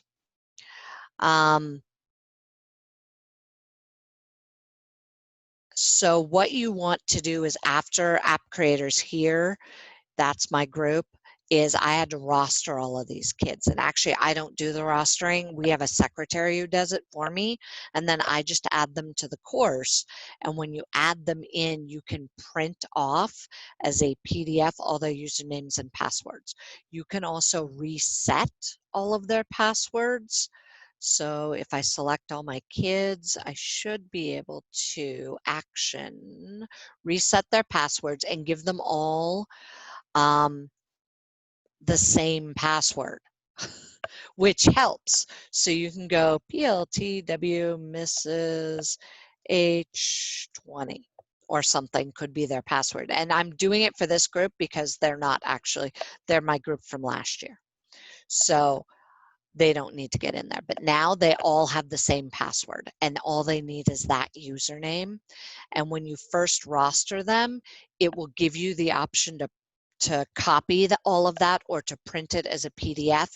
You just have to give that to each of your kids. And so what I usually do is if it's face-to-face, I print it out on a piece of paper, I cut each strip and have the kids tape them into their physical notebooks. If it's not face-to-face, then I would have to find another way to give them that username and password.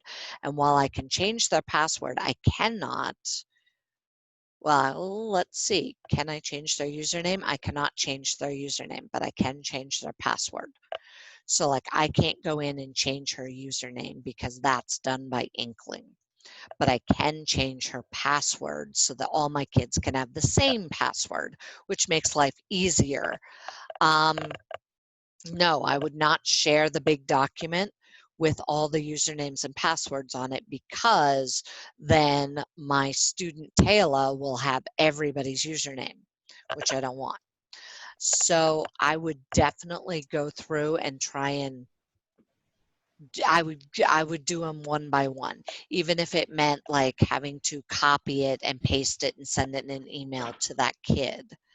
But that it is possible to start out and have your kids just walk through so that you're like, okay, great, here's the student version of the App Revolution, and you have a document. They have to go through and do the App Revolution on their own at home, take screenshots, and turn those in for you on Google Classroom. I would say for distance learning, this is much more doable. This and Innovators and Makers are much more doable to have the kids on their own doing this and then sending you questions and turning things in. It would go a lot slower, but you could definitely do it. It would be a lot easier than doing like automation and robotics. So Paul, the question was about how easy this would be to get your kids started without a face-to-face. And I'm wondering if you've thought about that or you have anything to share for folks on that. And then we have a couple of questions. Yeah, so I like to create Google Forms that mimic a lot of the questions that are in the Inkling document because, as Maya mentioned earlier, that it's a textbook that anything they type in there saves to their version, but it's not interactive in terms of turning things in. So I like to have Google Forms for sort of the key points that they can turn in that way. In terms of password and username security, remember you're not giving students access to anything that's gradable or anything like that. Yes, they can put their own notes in and personalize it, but I wouldn't get too worried about all the students having the same password. Even if somebody gets into another student's account, there's really a limited number of things they can do in there. And the username is hard enough to remember. You don't want to have a really complicated password. So I just use a very simple password for all of my students, and I have them create a Google Doc with their username so that they can always just open up that Google Doc that has their username and get in there easily. But yeah, the screenshots and submitting things that way also works fine. And Maya's right. This class, and I don't know as much about Innovators and Makers. I've not actually done that one, but this one probably lends itself better than I think any class, any PLTW course to distance learning. Very doable for distance learning. Were there any other questions that you guys had from looking at the Inkling site? I know Kayla, you have your hand up, but you also sent me a question. Did I answer it for you, and are you good? And if you still have a question, let's ask. I think you covered it. I just have like over 600 students, so getting all their usernames and stuff to them and like sorting through that document, I know it's just a pain anyway. So I don't know. Well, there is gonna one be other time-consuming. option. So there is another option if you're looking at having kids doing this in the fall. There is one other option. Let me go back here to my PLTW and my sites. I can actually create one student and give them all access, I think. So I can go add a student. I can create Jane Doe. I thought, so I had asked about this originally in my AR and DM classes, and they said like not to do this because they want the tracking purposes. Yeah, they do want the tracking purposes, but that doesn't mean you can't do it. It just means they'd rather you don't. Okay. So you could definitely go in and make up a fake student. And if I were doing this face-to-face, I would just give the kids their own access and let them go. But doing it virtually, this might be easier, especially if you're looking at 600 kids, is giving or making up one student for each class. Like this is the first period student and the second period, all of that stuff. That the only thing you're going to run into is that they can mess with each other's notes and they would be able to mess with each other's highlights. But beyond that, they can't do anything else. So, yeah. I mean, it's up to you how you want to do it, but you can go create one. And I've had multiple people who've done that in the past, is to create one login per class and then say, okay, this is the login for first period, second period, third period kind of thing. So you could definitely do that. I like giving them all their own because I'm only running this usually 2 classes per term. Do I run 2 app inventors per term? And so what that means is that I'm only seeing 60 kids at a time for this. Then I see 60 kids for automation and robotics, and I see 60 kids for design and modeling, and you get the idea. So I'm usually doing 3 or 4 different subjects at a time, but I see fewer kids per subject. So I would say it's an option for you, especially with 600 kids to roster. Yeah, that's going to be a pain to give them all their usernames and passwords. Even if you make all their passwords the same, getting them that username will be a pain for that many. Yeah, it usually takes a full class period just to get their usernames, and I always change their password to student123. So easy to remember. Hey, so Kayla, one tip, and you may already know this because it sounds like you've done it before, but so if you have multiple sections of a class, like app creators, like 2 or 3 different classes, and you want to separate them, because what Project Lead the Way does is it lumps them all together. So no matter how many students you have, when you put in the AP code for app creators, they get all lumped together. If you change the start date or the end date by just 1 day, depending on it, it'll separate those out into individual classes. So Okay. that They can just be give me the whole like 7th grade thing, and Oh, I just do it all at once. They don't separate it. oh, for they me. they It's don't just- they don't break it out for you. Mm-mm. Oh, Yeah, mine okay. won't do that Well, either, because they think it's very confusing to have all of those extra classes, and I'm Yeah. like, it's not that confusing. It's just more work for them. anyway, that's a way to sort of get around the system is the start Okay. dates and end dates. If you want to break it up alphabetically, like here's my A through L students, boom, Okay. and you can access all of them at once. So That's a good idea. Did anybody else have any questions or about the Inkling site or about access or any of that stuff that you guys were talking about in your breakout rooms? We didn't actually go on the Inkling site, I don't think. We just went to the, now Inkling, you're meaning the videos? No, What do you mean? Inkling is courses. Sorry, I will use correct terminology. Courses, so the orange thing that had all the directions. Okay, yeah, okay, we went there. I was like, what is Okay. it? Sorry. Yes, the orange thing with all the directions, that's courses. I need to use correct terminology. So if everybody could get there, I know I had a couple of groups who got MIT App Inventor open and went and got the mystery app running. And our idea was that you would test that either on your tablet or on the emulator, however it could work for you. And so I guess my question is, did anybody have trouble with that? Like getting that to figure out?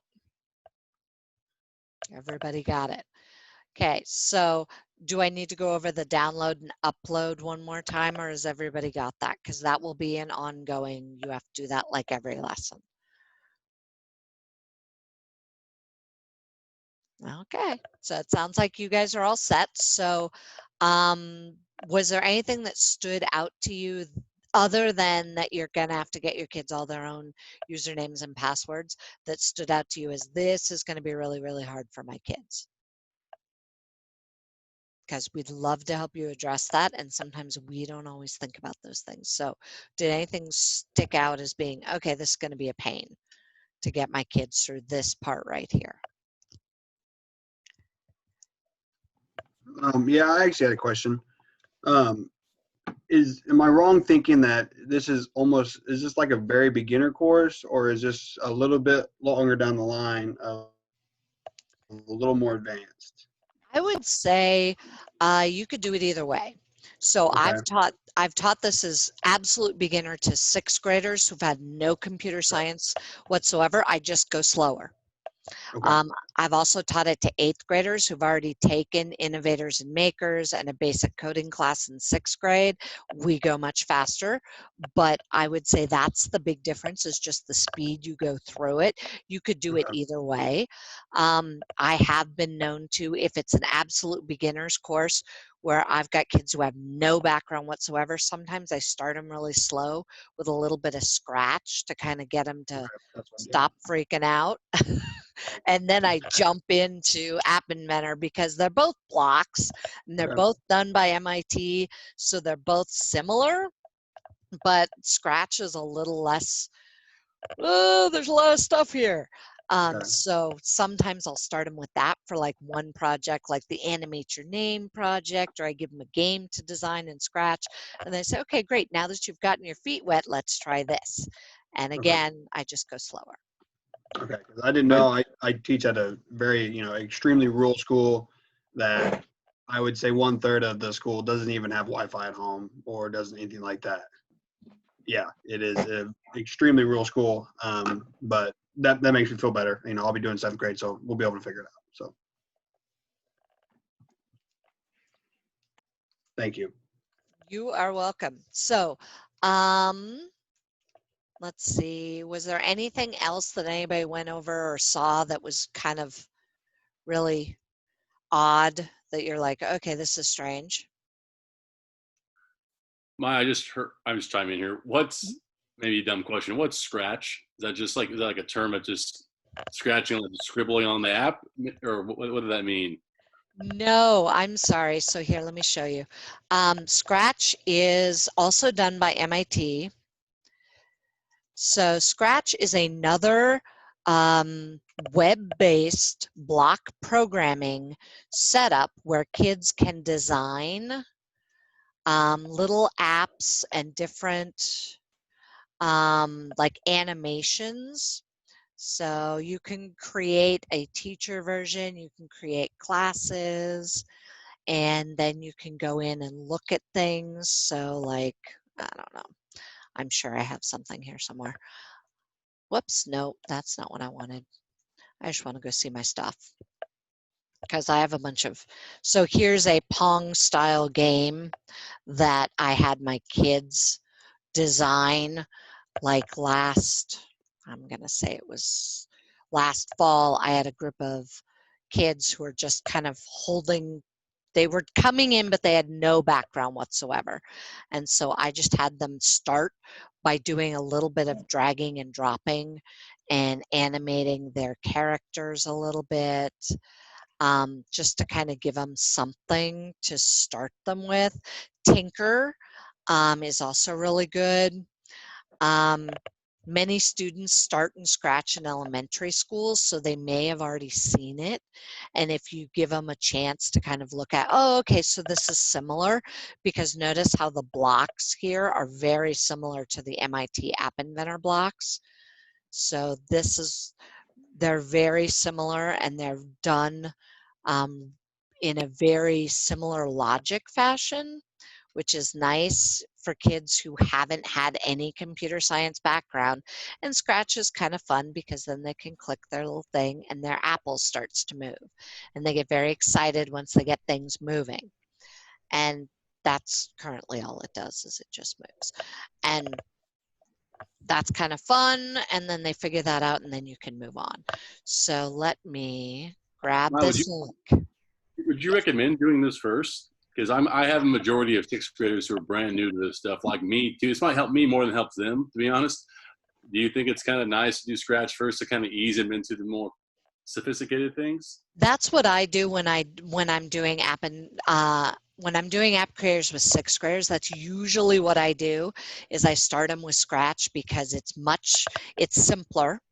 And it doesn't do nearly as much stuff, but it does give them some ideas about dragging and dropping some blocks, and it has built-in tutorials, and I just have them go to the tutorials page and follow like a couple of the different tutorials, like the Animate Your Name tutorial, and it just goes through and shows them step by step how to do the project.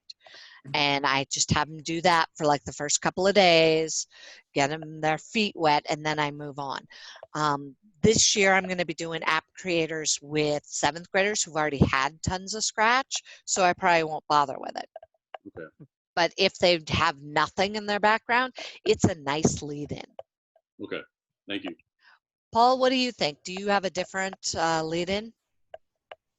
No, I mean, I always tell students not to get too hung up on the platform. I mean, I talk a lot about the logic. We're going to get to algorithms here in just a minute. This is kind of a nice transition.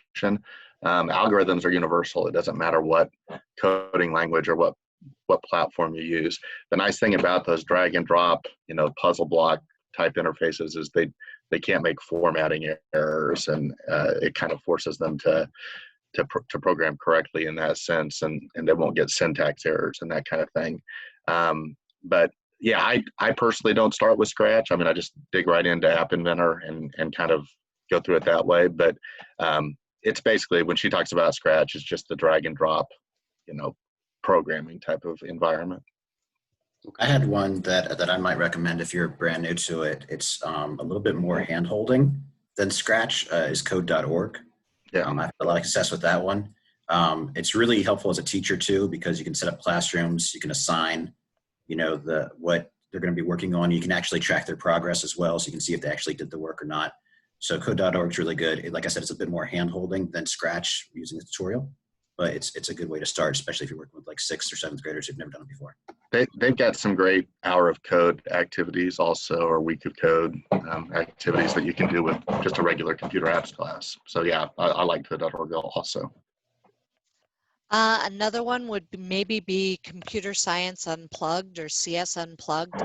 I usually download a few of their lessons because we will have days when the internet is down for the entire day and I can't do anything. So those are all things that they can do without a computer that are computer science based. And it does lots of cool concepts, like the idea of what's binary, or the concept of how different parts of the computer work and things like that, all without actually using a computer, which is really nice to have in your back pocket for days when, like, you know, the power goes out and they're not canceling school, which that happens to me at least once a year.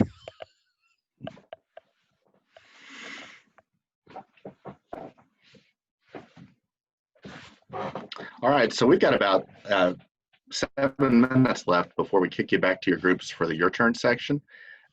So Maya, if you've got your screen up, or if you want to share the screen, if you have not downloaded your Block 1 submission form, you're going to want to do that. It's not a bad idea to go ahead and download all of those today, but she's going into her professional development to the App Creators course. This is the same place you went for your prerequisite training. So those first 5 sections are the prereq stuff. And when you get into App Creators down at the bottom, she's going to go ahead and select that. And there's your files. So, you know, you could click all those and then just put them on a folder on your desktop or something. But anyway, let's go ahead and take a look at this. This is one of the things you'll be working on during the Your Turn section. And it is pretty straightforward. So you're going to have a screenshot or photograph of your navigation algorithm, which we're going to go through here in just a minute. And then there's a personal reflection, you know, talking about what knowledge gaps you have. Those are always optional, but they're helpful for us to kind of guide where we want to go and what we may have missed or what questions you might have. So let's go ahead and get into this activity. So 1.2, I believe. Yes, yeah, amazing algorithms. Yeah. So let's look at this briefly together. So there's algorithms is just a series of steps, a recipe, if you will, the logic behind the program. And there's a nice video here. We're not going to play the video, although I would encourage you to do that when you get into your breakout rooms, probably individually. PLTW has produced quite a few videos for this course. They're high quality. I use all of them in my classes. I think they're good starters to, you know, conversation starters. And the first algorithm you guys are going to do is a linear algorithm. So if we scroll on down, here they're showing a linear algorithm as a flow chart. So you can do flow charts. You can also do a numbered list. And mine may be different. With my students for the linear algorithm, I always start them with a numbered list. And I do introduce flow charts later. I mean, I show them the flow chart here, but we don't really create a flow chart until we get into conditional algorithms a little bit later. Maya, I don't know how you do that, but oops, my dog's talking to us here. And when you do this with your class, I have them, this is a chance to use those composition notebooks, or if you purchase the engineering notebooks with pencil and paper, this is a chance for them to put this down on pencil and paper. For our purposes, since you're going to be submitting your algorithm, you've got a couple choices. You can do yours pencil and paper, take a photo of it, put it on your Word doc, or if you just want to do a Word doc of it, that might be easier for you to submit. So yeah, mine does flowcharts. So yeah, that's completely up to you how you want to do it. I do introduce flowcharts later, but I just have them start with a numbered list. So what the challenge here is you're going to get this bus from the school to the museum. And this is, if you've done code.org or Scratch challenges before, this is very similar to the program that's in there, where you'll have it move one block at a time, move in chunks. So it uses some sort of pseudocode down here with the move forward. And I do like my students to use that so they get used to sort of the conventions that we're going to use in class. So move forward. This is a good time to talk about camel case if you haven't done that yet. And basically camel case is going to be anytime you have a command that is, multiple words, you cannot use a space, and underscores are awkward. So you just use that compound word and capitalize the first letter of the second word. So then I sort of show them a picture of a camel. That's why they call it camel case. I had used camel case for years before I'd ever heard that term, camel case. That was new to me. But it basically just means throwing in those capital letters to break up those made up compound words. So I have them use those, the move forward, the turn left, the turn right. Now, what is a little bit different about this is there are no there's no looping yet. So when you move forward, you're only going to move forward one block. And this is where it's a little bit tedious, but that'll help them appreciate looping later on. So when you create this algorithm, what would be the first 4 commands you would make? Anybody can just jump up here. Move forward, move forward, move forward, move forward. Yeah, exactly. A little bit tedious, but yeah, just right down the row, move forward, move forward, move forward, move forward. And then of course, turn left. It's a 0 radius turning bus. It can just spin in place. So the turn left, it just rotates. So yeah, you're just gonna go through that. You can take whatever route you want to get to the museum. Again, write that out, take a picture of it, do it in a Google Doc. You guys are adults. If you want to share a Google Doc, crowdsource it, I'm okay with that.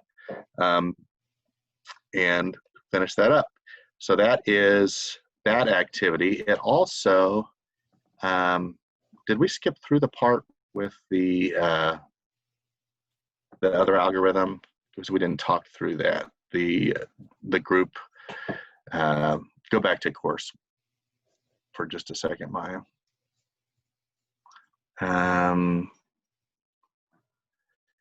This one? Yeah. No, the hide and seek out. Yeah. So, Maya, let's talk a little bit about this. This is an activity that you can do with your class, and as you look through that, you might think about how that would look from a class management point of view, because what they want you to do is, hide an object in your classroom. So pair up with another student. They're basically all hiding these objects, and it sounds like a bit of a nightmare. How do you facilitate that, Maya, or do you? I skip it. And Yeah. I'll tell you why. I can't handle I did it the first time, and I ended up finding rubber duckies around my room for the next 6 months. Because their partner never found it. And so instead, what I usually do is I want you to start from this X on the floor and count the tiles to move yourself to the door, and what would that look like? And we do that really quickly, and I have them all do it together on the whiteboard, and then have them copy it all into their notebook, and then they get the idea of what that numbered list or that flow chart is going to look like, and then I go from there. But I don't hide things in my room. To me, that's always a problem when I have middle schoolers hiding things. Yes, the sandwich algorithm that you do in automation and robotics is extremely similar. And so having them do something food related works too.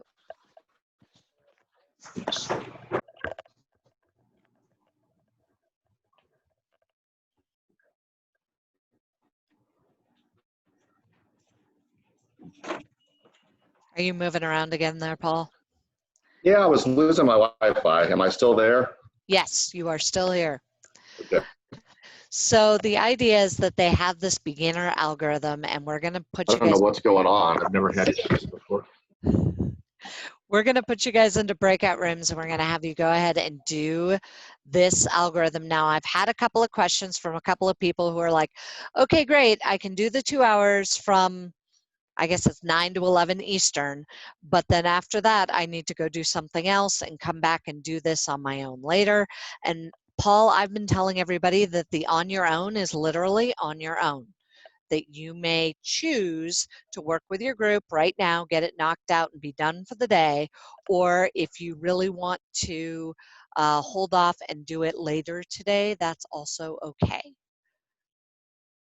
So am I right in saying that, Paul? Because you've done this before, and this is my first one. Yeah, absolutely. The last, in the traditional training I did, everybody went to their breakout room and knocked it out, and then you're free until tomorrow morning. But however you guys choose to do that is fine. We're gonna release you to your breakout rooms. Same deal.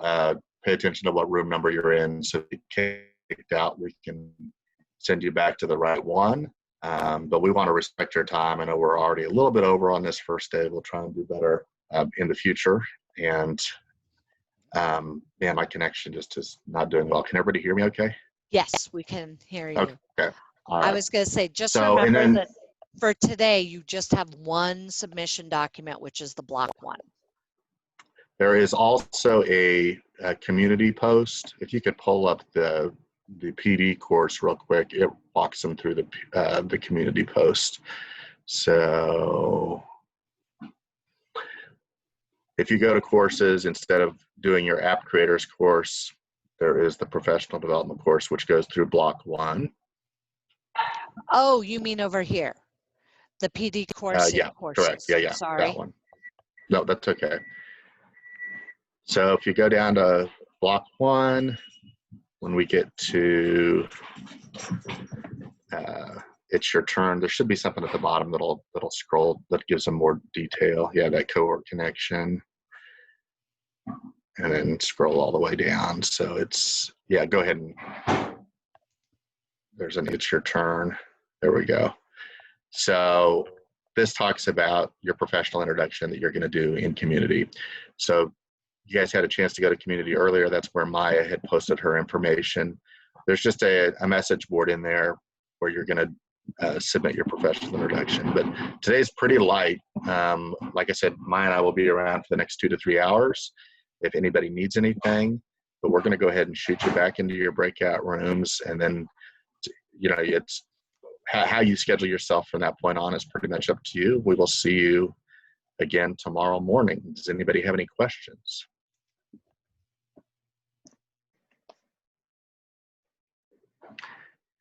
Thanks for sticking with us. This first day is always pretty hectic. We're going to settle into a routine and it'll get easier from here. The nice thing is the submission is pretty light today. So yes, and I'll try to talk less. Okay, I'll try and have a better internet connection.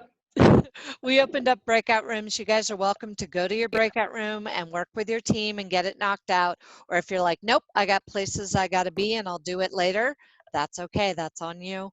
And we will happily leave breakouts running so that you guys can all have time to work together or individually, and we'll come around and check on you. So my quick question is, we're doing the professional community introduction, and we're going to go do the block one. Yes, everything in block one, which is just the 1.2 amazing algorithms. You're just writing an algorithm, and you can write it on paper. You can do it digitally, any way you like. And where do that submission form is there as well? The one we have to upload that somewhere? Yes. Do you want me to go through that one more time? I'm just trying to figure out where we're uploading it to. Yeah, we didn't cover that, which we should have. Well, we kind of talked about it at the beginning, but it was all the way at the beginning. So what you're going to do is you're going to go to My PLTW. And as soon as mine loads, I'm then going to go to the professional development, which brings open a weird thing called NetExam.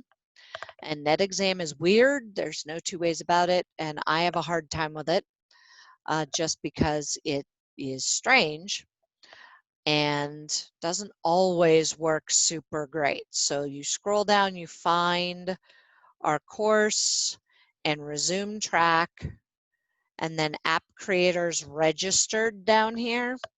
That's what you're going to click on. And then it gives you the block one, which is right here. If I click it, it will download it. And there it is. It'll download it again, which I've already done once. And then it'll say in progress. To turn it in, you just go to My Files. And after you've answered all the questions on it, just go ahead and upload it again It's sometimes nice to actually put your name in there so we know who turned it in the title of the document, but that's honestly, it's kind of optional because it tells us who uploaded it. And then we should be able to close that. And now it says in review because it's waiting for the instructor to grade it. Okay, perfect. Thank you. You are very welcome.